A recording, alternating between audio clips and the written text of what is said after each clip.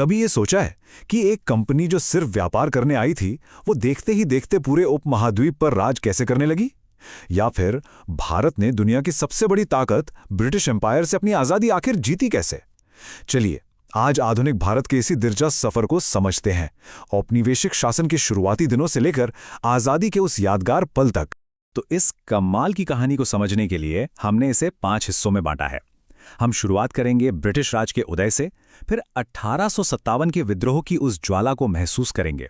उसके बाद राष्ट्रवाद कैसे जागा ये जानेंगे, गांधी युग के संघर्ष को देखेंगे और आखिर में आज़ादी और उसकी विरासत पर बात करेंगे। तो हमारी कहानी की शुरुआत होती है एक कंपनी से, जिसका इरादा तो था बिजनेस करना, लेकिन उसके इरादे कहीं ज्यादा बड़े निकले। ये कहानी है ईस्ट इंडिया कंपनी की कि कैसे उसने धीरे धीरे एक एक जंग, एक एक संधि के जरिए इतने बड़े उपमहाद्वीप पर अपनी पकड़ बना ली। देखिए, पावर का बैलेंस कैसे बदला। सिर्फ 2 लड़ाइयों ने सब कुछ बदल कर रख दिया। पहले 1757 में प्लासी और फिर 1764 में बक्सर। इन दोनों ने ईस्ट इंडिया कंपनी को मिलिट्री के मामले में सबसे आगे खड़ा कर दिया। लेकिन बात सिर्फ जंग की नहीं थी। उन्होंने डॉक्ट्रिन ऑफ लैप्स जैसी बहुत चालाक पॉलिटिकल पॉलिसीज का भी इस्तेमाल किया। इसका मतलब यह था कि अगर किसी राजा का कोई बेटा नहीं है तो उसकी रियासत सीधे सीधे कंपनी हड़प लेगी। और बस इसी एक पॉलिसी की वजह से न जाने कितने भारतीय राज्य सीधे ब्रिटिश कंट्रोल में आ गए। अब जाहिर है, जब इतनी तेजी से कब्जा होगा और ऐसी नीतियां बनेंगी तो गुस्सा तो पनपेगा ही।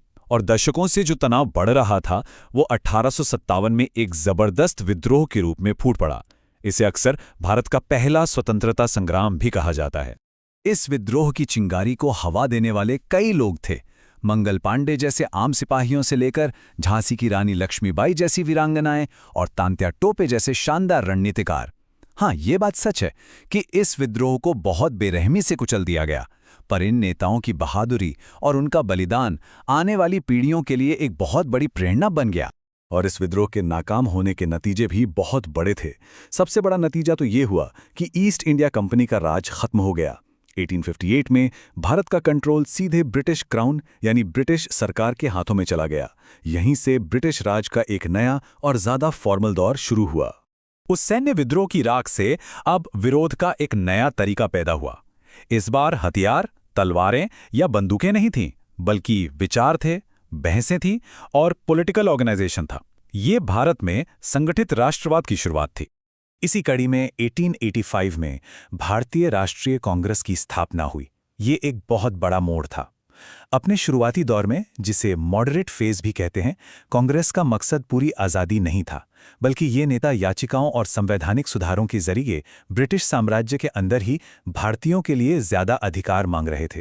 अच्छा, इस राष्ट्रवादी सोच को ताकत देने वाला एक बहुत बड़ा आइडिया था दादा भाई नौरोजी का ड्रेन ऑफ वेल्थ सिद्धांत। उन्होंने ये तर्क दिया कि ब्रिटिश राज सिर्फ राजनीतिक गुलामी नहीं है, ये एक इकोनॉमिक एक्सप्लॉयटेशन है। भारत का पैसा और संसाधन सिस्टमैटिक तरीके से ब्रिटेन भेजा जा रहा है, जिससे भारत गरीब हो रहा है। इस एक विचार ने, आप सोचिए, कई भारतीयों की आंखें खोल दी। फिर आया 1905 और अंग्रेजों ने बंगाल का बंटवारा कर दिया। ये एक टर्निंग पॉइंट था। उनकी डिवाइड एंड रूल की पॉलिसी ने, सच कहूं तो, राष्ट्रवादी आंदोलन में जैसे आग ही लगा दी। और इसी वजह से आंदोलन के अंदर की दरारें भी सामने आ गई। एक तरफ थे मॉडरेट्स, जो अब भी धीरे धीरे सुधार चाहते थे, तो दूसरी तरफ एक नया ग्रुप उभरा, जिन्हें एक्सट्रीमिस्ट कहा गया। वो कहते थे, नहीं, अब हमें चाहिए बहिष्कार, हड़तालें और पूरी आज़ादी, यानी स्वराज। जब आंदोलन ऐसे दौराहे पे खड़ा था, तब साउथ अफ्रीका से एक वकील भारत लौटे और उनके आने से आज़ादी की लड़ाई का तरीका ही हमेशा के लिए बदल गया। मोहनदास करमचंद गांधी के आने से संघर्ष के एक नए दौर यानी गांधीवादी युग की शुरुआत हुई। 1915 में भारत वापस आकर गांधी जी ने एक बहुत शक्तिशाली हथियार सामने रखा, सत्याग्रह, यानी अहिंसक सविनय अवज्ञा। ये सिर्फ चुपचाप विरोध करना नहीं था, ये एक एक्टिव मॉरल फोर्स थी। इसका मकसद था आम भारतीयों को एक साथ लाना और ब्रिटिश साम्राज्य की नैतिक ताकत को ही जड़ से चुनौती देना। और गांधी जी के नेतृत्व में ये लड़ाई कुछ पढ़े लिखे लोगों की बहस से निकलकर एक असली जन आंदोलन बन गई। बिहार के चंपारण सत्याग्रह जैसी छोटी सफलताओं से शुरू होकर ये 1942 के भारत छोड़ो आंदोलन के जोरदार नारे तक पहुंची। और हर एक आंदोलन ने लाखों करोड़ों भारतीयों को आज़ादी की इस लड़ाई से जोड़ दिया। गांधी जी का आंदोलन तो केंद्र में था ही, लेकिन और भी कई ताकतें थीं जिन्होंने आज़ादी के लिए आखिरी धक्का दिया। सुभाष चंद्र बोस की आज़ाद हिंद फौज ने सीधी सैन्य चुनौती दी। वहीं दूसरी तरफ सेकेंड वर्ल्ड वॉर के बाद ब्रिटेन खुद आर्थिक और सैन्य रूप से बहुत कमज़ोर हो चुका था। इन सब दबावों ने मिलकर सत्ता के हस्तांतरण का मंच तैयार कर दिया। और फिर आखिरकार वो पल आया, 15 अगस्त 1947। भारत आज़ाद था, लेकिन इस आज़ादी की खुशी के साथ साथ एक बहुत बड़ा दर्द भी जुड़ा था। उपमहाद्वीप का बंटवारा, एक ऐसा हिंसक विभाजन जिसने लाखों लोगों को बेघर कर दिया और अनगिनत जानें ले लीं। देखिए, आज़ादी कोई अंत नहीं थी, ये तो एक शुरुआत थी। तो सवाल ये उठता है कि इतने लंबे और मुश्किल संघर्ष की विरासत क्या थी? वो कौन से सिद्धांत थे जिन पर एक नए आज़ाद भारत को खड़ा होना था? ये याद रखना बहुत ज़रूरी है कि आज़ादी की लड़ाई सिर्फ पॉलिटिकल नहीं थी, ये एक सामाजिक क्रांति भी थी। राजा राम मोहन रॉय जैसे सुधारकों ने सती प्रथा जैसी क्रूर प्रथाओं को चुनौती दी, तो वहीं ज्योतिबा फुले ने जातिगत भेदभाव और छुआछूत के खिलाफ लड़ाई लड़ी। ये लड़ाई एक बेहतर और न्याय से भरे भारतीय समाज को बनाने की भी थी। तो इस लंबे सफर से 3 बड़े और शक्तिशाली विचार नए देश की नींव बने।